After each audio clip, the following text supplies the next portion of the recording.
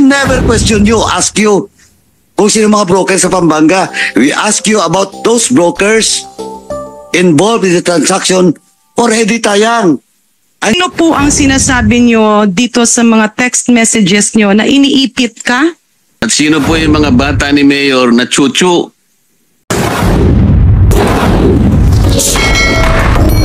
Kasama nyo po ba si Miss Presi Garcia sa mga transaksyon nyo kay Mr. Eddie Yang? Yes po, some transaction. I know, kay Eddie Yang po. Kasi po nung last time, Teka, Miss Stacy, yes. nakasama nyo po ba si Miss Presi Garcia sa transaksyon nyo kay Mr. Eddie Yang or hindi? Hindi po kay Mr. Eddie Yang. So hindi mo siya nakasama sa Opo. transaksyon kay Mr. Eddie Yang? Opo. Sa Okay. other transaction po. Kasosyo mo ba siya sa kung ibang mga transaksyon o hindi? Na-offer lang po. Anong ibig po sabihin, Mr. Chair, nung na-offer? In behalf of Mayora Wong po. Ano pong ibig sabihin nun, Mr. Chair, na na-offer? Ibig ba sabihin, naging magkasabwat kayo bilang broker or Nag-meet po magkakilala? kami together with Mayora Wong during that time, the year 2018. Mr. Chair, kung pwede lang po tayong maliwanagan, yung panahon na yon, ano ang iyong role at ano ang role ni Presi Garcia? Real estate broker po. Pinag-meet po kami ni Mayora Wong dun sa Pancake Laos Group regarding po da isang transaction. Kaninong lupa po ito, Mr. Chair? Sa De La Paz. So ito ay lupa ba ni Mr. Eddie Yang o hindi? Lupa ni Eddie Yang po. Si Mayora Wong po ang inoferan namin during that time. So Mr. Chair, ang ibig pa sabihin ni Miss Daisy Quiros, may lupa, siya yung broker. At Yes ngayon, po. ipinakilala ni Mayor Wong si Miss Presi Garcia para maging kasosyo mo o hindi? Transact po. Ano pong ibig sabihin, Mr. Chair, ng Binili katransak? po ni Mayora Wong, Your Honor, yung subject lot. And then si Presi M. Garcia po ang pina-facilitate nung Balik, mga ibig sabihin, may lupa kang binibenta at binibenta mo kay Mayor Wong. Tapos Yes si po. Mayor Wong, ang kanyang pinapacheck ng papeles ay si Miss Presi Garcia. Ganun po ba, Madam? Yes po, Your Honor. Okay. Mr. Chair, let me remind Miss Daisy Quiros, this is a very serious investigation. Ang gustong marating ng komitiba na ito ay malaman kung ano ang mga kapalpakan, ano ang mga problema, ano ang mga kailangang baguhin. And in the quest for looking for ways to correct all the wrongdoings, mas magiging mahirap po ito kapag magdadawit ka ng maraming mga tao na wala namang kinalaman. Because, I'm not sure, Mr. Chair, if that is a violation, because my layman's understanding will actually be the fact na baka may kinalaman si Miss Daisy Quiros kasi obviously, she's trying to divert the attention of this committee. With that, Mr. Chair, let me remind Miss Daisy Quiros, nasagutin lang yung tama. Kung merong mga nagpre-pressure sa'yo, pwede nating filean ng reklamo. Meron po bang nag-pressure sa'yo na ituro ang ibang tao para malinlang ang investigasyon na ito or wala? Wala naman po kasi totoo naman pong during that time matunog po ang pangalan niya sa transaksyon sa San Simon. Ano pong ibig sabihin nyo na matunog ang pangalan? Broker siya ni Eddie Yang? Empleyado siya ni Eddie Yang? Hindi naman po actual na broker siya ni Eddie Yang, pero sometime, I don't know kung nag-offer din siya. At ang tinanong po last time sa akin, kung sino-sino mga brokers or agents, ang sabi mo, hindi lang ikaw ang broker na nakipag-transact kay Eddie Yang. Sino-sino po ang mga brokers na to at agents? Kaya So, po, nasabi Mr. ko Chair, let me go back to Ms. Presi Garcia. Did you have any transaction? Meron ka bang ibinenta na kahit isang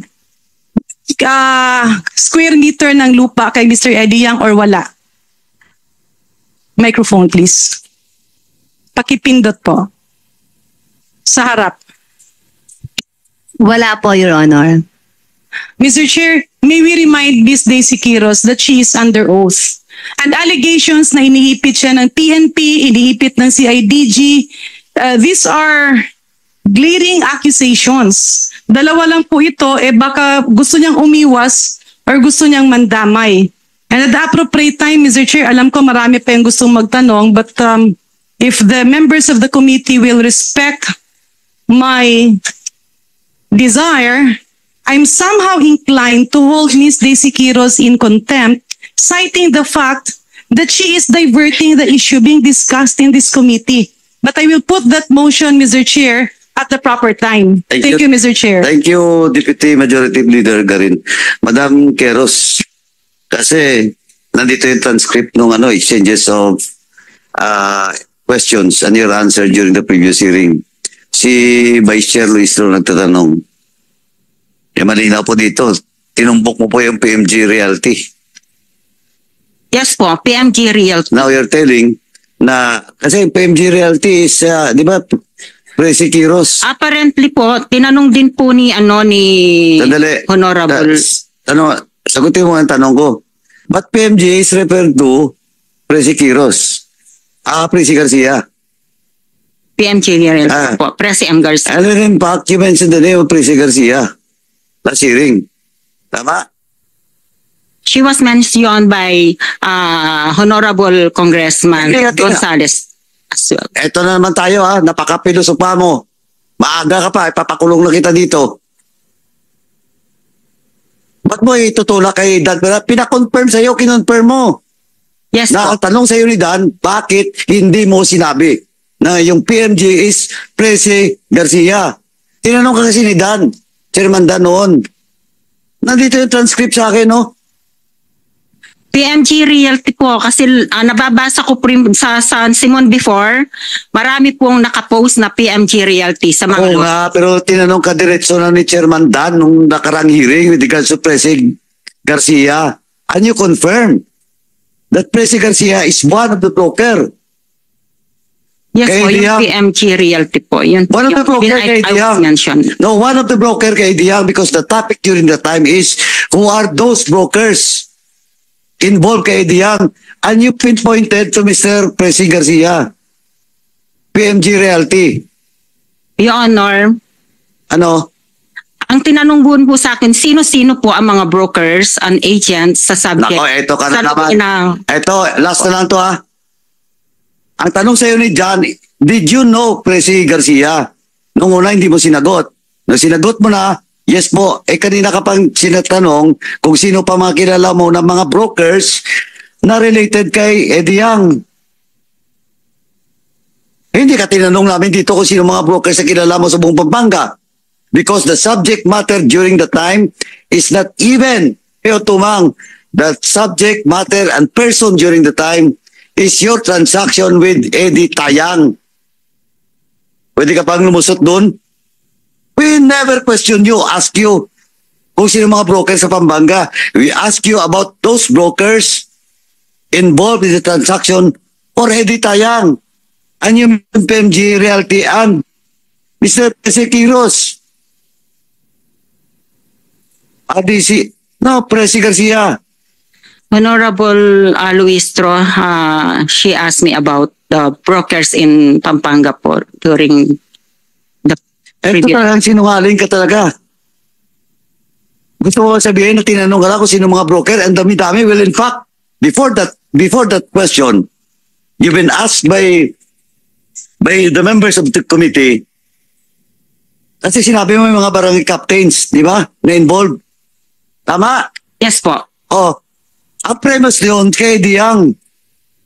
Ngayon, nag-mention ka dito, Barangay San Pablo Libutan, Barangay Captain Bando, Barangay Captain Aming of Pablo Propeo, Barangay Captain Randy of San Isidro, Barangay Captain Ramelo Mangay of De La Paz.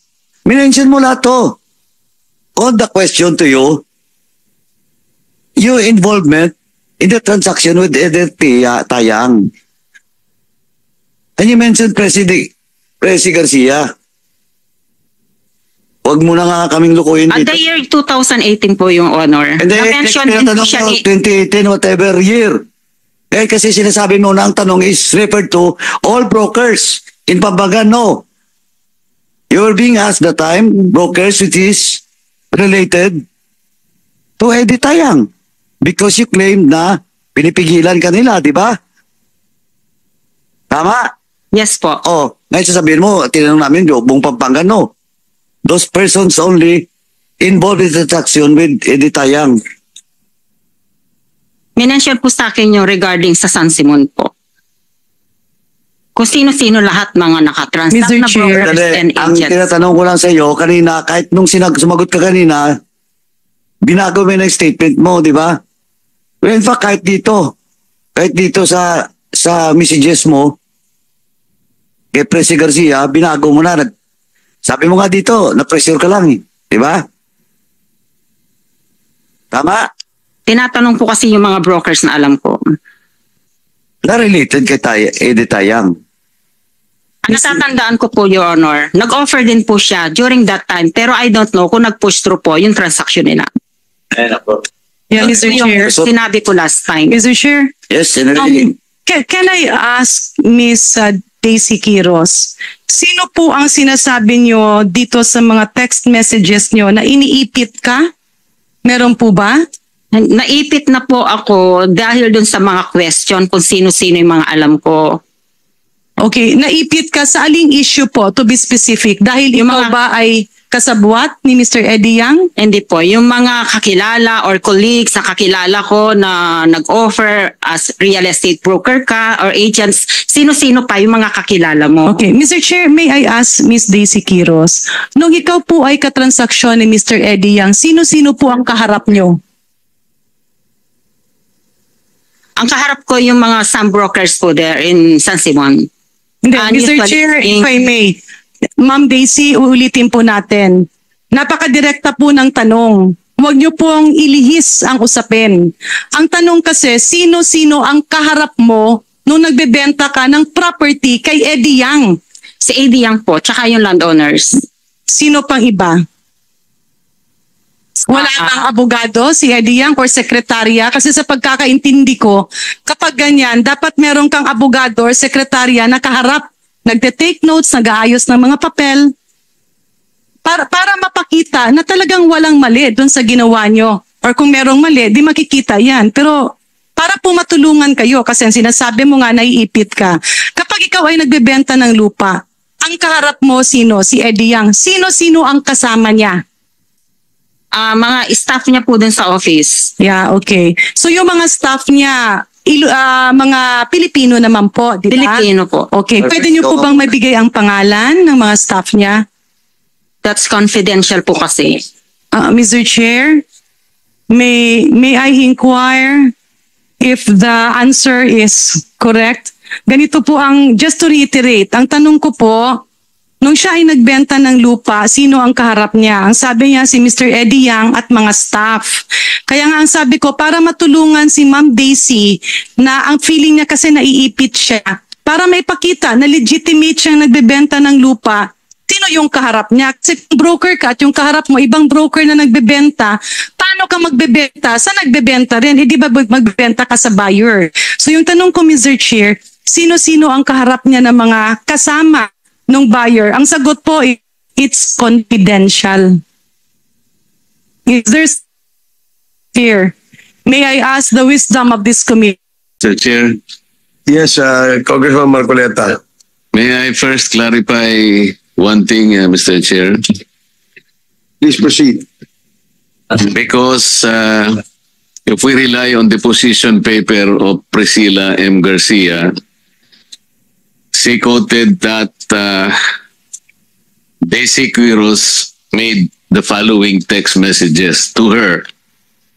Magandang gabi, Ate Presi. Lubos akong humihingi ng kapatawaran. Iniipit nila ako sa labas noong break time. Kinausap ako ng PNP, NBI, CIDG. Naipit ako. Wala na akong choice. Yung mga bata ni Mayor Gonzales, chuchu sila. How can we now rely on the testimony of this witness, Madam Chair, Mr. Chair? Ipit na siya, At kung titignan po nyo kung sino yung umiipit sa kanya, PNP, NBI, CIDG at saka yung mga bata ni Mayor Gonzales. So takot na takot, under duress ang ating witness. Do we expect any true statements that will come from her that will benefit this committee? Sir, excuse me. City po, city. Well, Kasi, sir. Siguro po, Mr. Chair, tanungin natin, sino-sino sa mga PNP rito, CIDG, NBI. at NBI na nandito ang umipit sa inyo? At sino po yung mga bata ni Mayor na chuchu? Miss Daisy, please reply. Pwede bang ituro mo? Hello, Your Honor. Kaya ko po naisip yun during that time na sinasabi, may video na umattend ako ng special gathering, which is not true po. Ang totoo po niya, nagpunta po ako sa assessor's office para po magpadeklara ng tax declaration po doon sa pangalan ni Rudingo. Madam Daisy, hindi po ninyo sinasagot yung tanong namin. Nagsusumbong po kayo kay Chris. Presi na kayo po ay nagsusuri sapagkat iniipit kayo ng PNP, ng NBI, ng CIDG at sa mga chuchu ni Mayor Gonzales. Sino po sa mga nakikita nyo ngayon ang umipit sa inyo? Para malaman natin. Po, ang tinatanong po sa akin, sino pa mga alam mo? Sabi po, na... Naintindihan po ba nyo yung tinatanong ko sa Opo. inyo? Sino po ngayon na nakaharap dito ang umipit sa inyo? taga CIDG po ng Pampanga, tinanong po ako. Wala po rito. Yeah. Mr. Chair, quick interjection kong Marcoleta. Her question is, tinanong po ako, baka pwede nating maklarify, synonymous ba ang tinanong at inipit? Kasi humingiba-iba ngayon eh. And for the record, Mr. Chair, my question earlier was still not answered. I really want to help. Ma'am, I haven't met Miss Daisy Quiros. Pero kung wala naman talagang mali doon sa transaksyon, nagbenta siya, may buyer, may mga tao doon nakasama yung buyer, may tumutulong sa papeles ng buyer. Walang problema yun eh. But the mere fact that I'm hearing from Miss Daisy Quiros, it's confidential, hindi niya pwedeng masama yung mga kausap niya nung binibenta niya yung lupa. Again, that's it gives me the red flag kung bakit. Samantalang willing siyang pangalanan yung kung sino-sinong kilala niya sa Pampanga para ituro. It's a clear diversion of the issue that's being discussed at hand, Mr. Chair. So balik tayo, magkapareho ba yung tinanong as compared dun sa text niya na anong tawag yun, chinuchu? Yung Paalalahanan lamang kita, Miss Daisy, no? Kung maaari sana, sagutin mo yung tanong. Kasi it seems na yung mga sagot ay marami ka pang, direktang sagot lang. Kagaya ng tanong ni Congresswoman Garin at saka ni Congressman Marcoleta. Ang tanong ni Congressman Marcoleta, sino umiipit sa iyo? Nandirito ba? Anong sagot mo? Nandito po, pero nagtanong lang po sa akin. Nung tinanong ako, sino-sino pa ba yung alam mo na malapit kay Ediang? Okay. Sino yung nandito? CIDG? CIDG po. Sino pa? Ituro niyo Nung po after nung nung hearing, nung previous hearing, may lumapit din po sa akin. Pwedeng alamin mo para sinong contact mong iba na malapit kay Ediang. Sabi po niya, sinong iba-iba mong transaksyon para malocate namin si Ediang. Kailangan namin ng proper information, sabi po sa akin. Ang pagkakaalam ko, dun sa subject property sa San Simon na binili ni Ediang, kasama po si Presi Garcia dun sa nag-offer po. Kaya po nabanggit ko siya. Does that satisfy Congressman Marcoleta? Madam Chair. Mr. Chair, ako po, ang gusto ko lang kasi kinakasangkapan natin siya para makaalam tayo ng katotohanan. Lahat po ng itatanong natin, magdidepende tayo sa kanya kung totoo ang sinasabi niya o hindi, kahit na po siya sumumpa. Kasi po yung pagkakasabi niya, mayroong umiipit sa kanya, nakita ko po yung mga nangiipit, nakakatakot ng mga tao. sapagkat NBI, CIDG, at saka PNP. So lahat ng sasabihin mo rito, kung ikaw ay takot, hindi na namin pwedeng paniwalaan. Yun lang po ang nakakaalarma ngayon. It will be a waste of time, Mr. Chair. Baka dahil sa takot niya, ang sasabihin niya hindi totoo. Kaya ko lang gusto sabihin, yung pagkakaipit ba sa'yo ay talagang tinakot ka?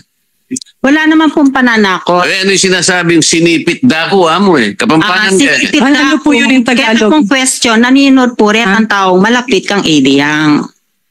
Inipit ka nga eh. Sinabi mo yung PNP pa at saka CIDG at saka NBI.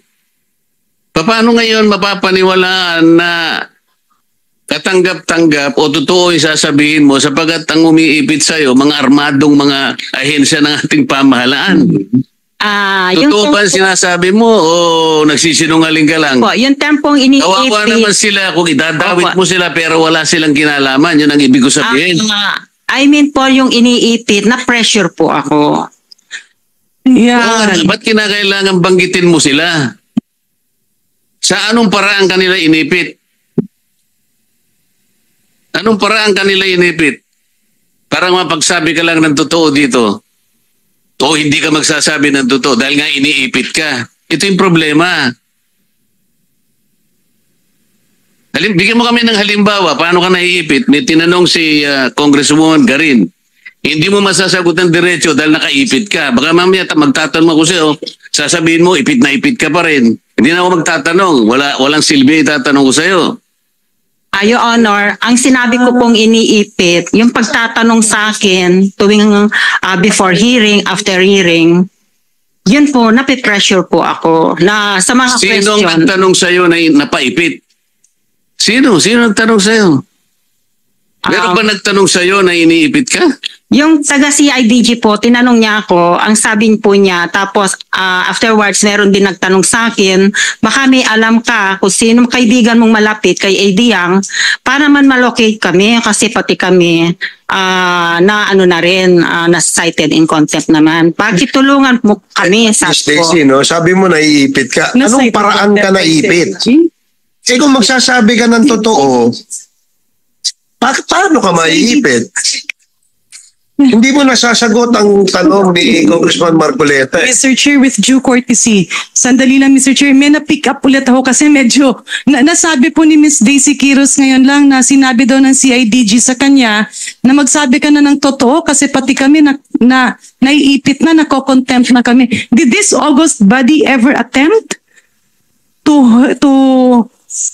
hold in contempt any resource person specifically from PNP or CIDG? Kakasabi niya lang eh. Siguro po, Madam Chair, kung makasagot lang, Mr. Chair, kasi po may mga pagkakataon, binabasa ko itong ating transcript, kamukha po nung hinahanap natin, nasan si Mr. Aidiang, nasaan yung mag-asawang Pangilinan, nasaan si Roy Gomez. Medyo nagkaroon na po ng exasperation, medyo exhausted po yung ibang kasama natin.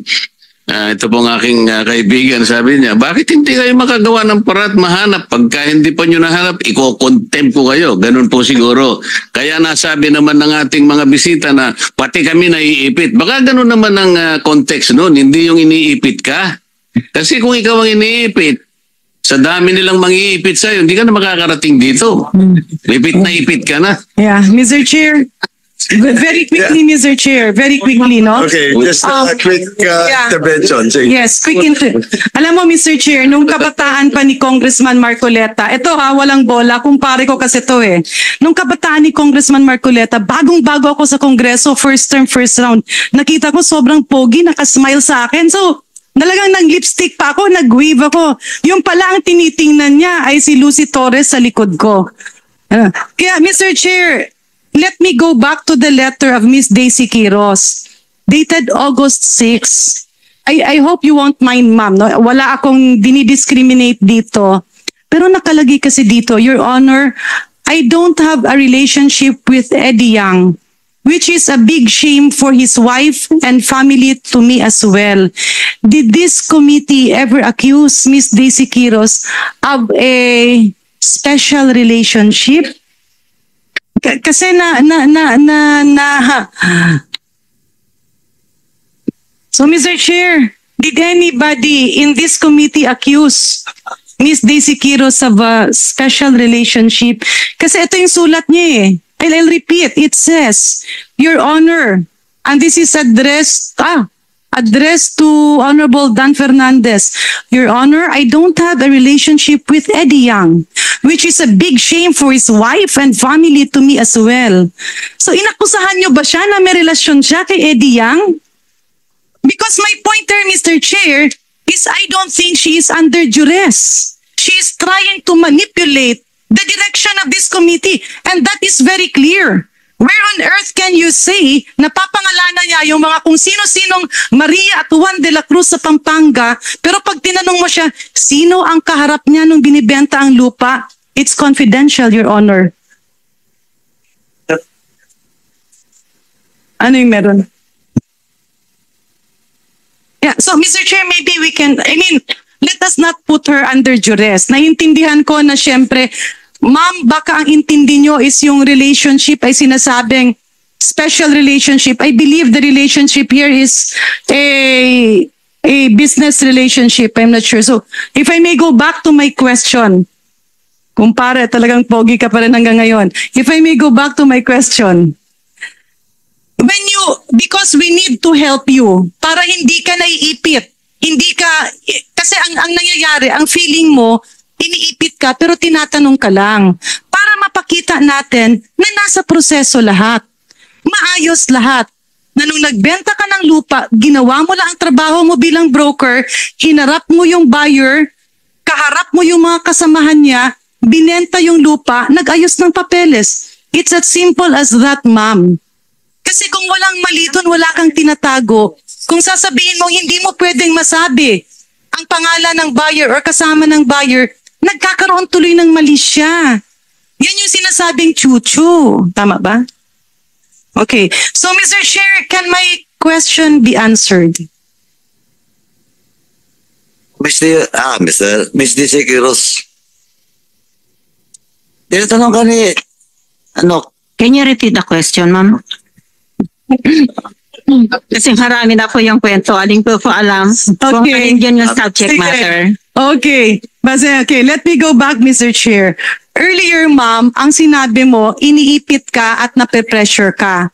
Pero kinurek mo ito na tinatanong ka lang. Ang bottom line dito, nasa sitwasyon ka na nagkakaroon ng mali siya kasi hindi mo sinasabi yung mga nakaharap mo nung binenta mo yung lupa. And you diverted the issue by pointing at other legitimate brokers in Pampanga.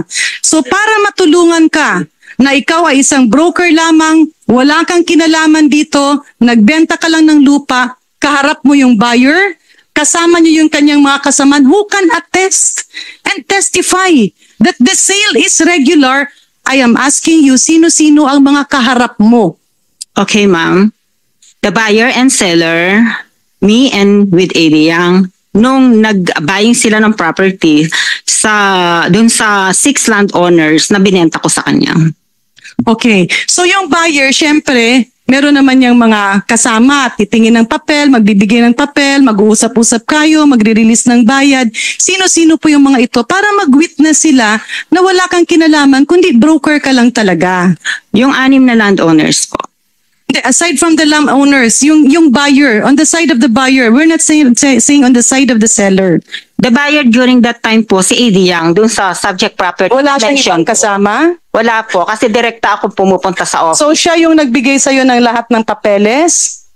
Yes po. Siya yung nag-asikaso pati mga cheque? Di ba malaking kumpanya yan? Wala po bang nag-aayos ng ito yung cheque, ito yung voucher mo, ito yung ganyan?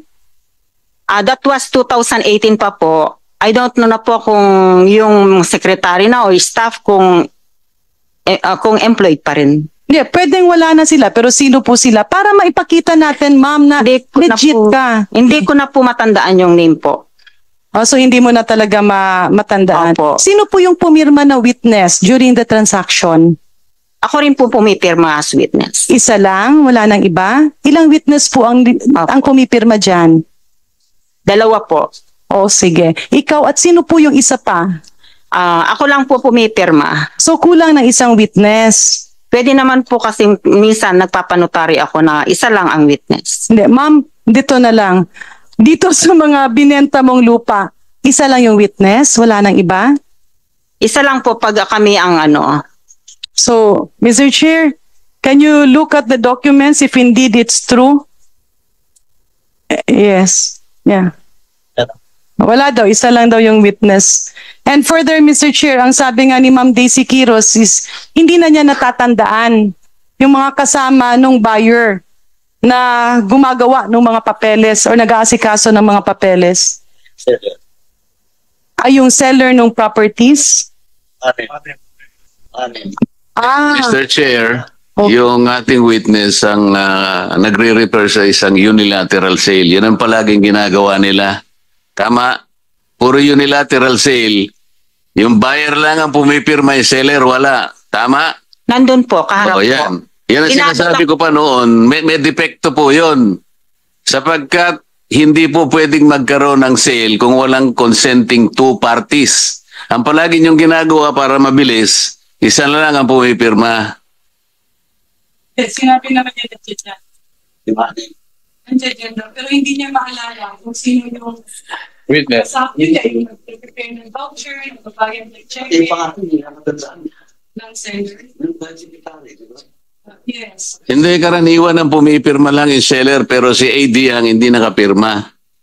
So, Mr. Chair, Ito, with the indulgence of Congressman Karin, nandito yung LRA, no? LRA, nandito ba?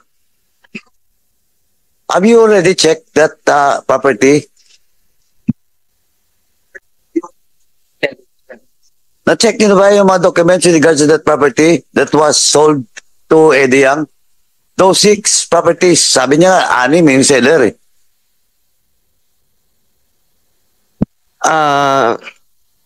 Hindi ko na po matanda kung yung unang Ano dito yung tayo sa tanong? hindi sir kasi po yung papunta pa lang po kay AD Yang parang nakapagsabit na po kami, Your Honor, dati po nung mga documents po, Your Honor.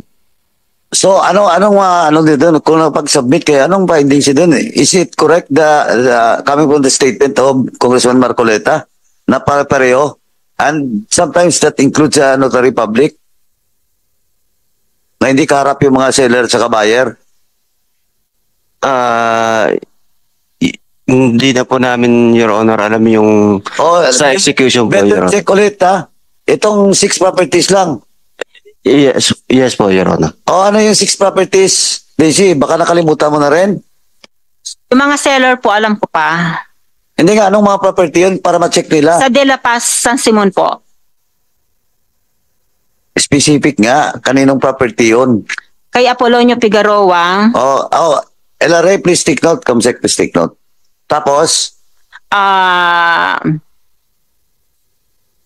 Salvina Gagi, Anicetas Nogoy, ano pa yung, si Ronquillo. Ronquillo, I don't remember the name. And Chidoro Aquino po. Mr. Chair, balik lang tayo muna dun. Kung if I may, Mr. Chair, back to my question. Napakasimple kasi nung tanong. Malaking pera ang involved, Ma'am Daisy. Broker ka, nagbebenta ka. Pag broker, ang kaharap mo, hindi lamang yung buyer, kasama yung mga assistant ng buyer. Alam mo, this will help you kasi they can testify that everything is above board. Bakit po kayo natatakot na sabihin yung pangalan ng mga kaharap nyo? Ang kaharap ko po, ang buyer, si Apolonio, let's say, one day, hindi naman po sabay-sabay yung 6. Hindi nga, ma'am, Every napakasimple other day po. ng question. Nagbenta ka, kaharap mo si Eddie Yang. Sino ang nag-a-assist kay Eddie Yang who can testify na Hindi ikaw ko- ay broker lamang at wala kang kinalaman doon sa kanila? Because that will help you. Ang problema, ayaw mong magsalita eh. So kaya nagkakaroon ka tuloy ng problema at ang dami-dami mong dinadamay. Your Honor, nung nandun yung time ng please again, buying. let me remind you, you're not yet recognized by the chairman. Okay po. Sorry po, Your Honor. LRA, nandito po yung list ng 6. Kasama na dito yung mga lot number, lot area, pati yung price of the sale, pati yung price per square meter dito. I want that yung findings nyo, to be submitted within the week. Kasi next week, baka mag-i-hear ako dito. Ha? Please proceed. So, Stacey. again, Mr. Chair, it has been a question that has been repeated. Sino ang kaharap nyo? Nung nagbebenta ka as broker, sino yung kausap mo nung nag-aayos ng papeles? Ako po nag-ayos ng papeles, Your Honor. And then nandun si seller and buyer. Okay, on the part of the buyer, May lumalapit po na secretary pero hindi ko na po alam kung anong pangalan niya. anong itsura po? Medyo maliit lang po. Hindi ko alam kung ano po ang ninong. So lahat ng kasama ng buyer nakalimutan mo na. Kasi po nung sa second floor, si Eddie Yang, together with my the landowner with me, at saka po siya po, minsan lumalapit po yung secretary niya, ganon. Ako na rin po nag-ayos sa mga dokumento sometime. Yun nga, Mr. Chair, ilang beses niya halubilo, nakakaharap. Usually, mga broker, nagre-regalo pa yan sa mga sekretarya eh. Ganun, alam naman natin ang usual demeanor. Miss Daisy, I don't know you from Adam. I'm trying to help you by allowing you to prove that you are doing legitimate transactions. If you refuse to identify yung kausap mo at kung palagi mong sinasabi na hindi mo kilala, nakalimutan mo, baka hindi na employed dyan, sa dami-dami ng mga pinangalanan mo, bakit mas hindi mo matandaan yung nagbibigay sa'yo ng pera, cheque, kausap, at nagbibigay ng hanap buhay? It's as simple as that, Mr. Chair.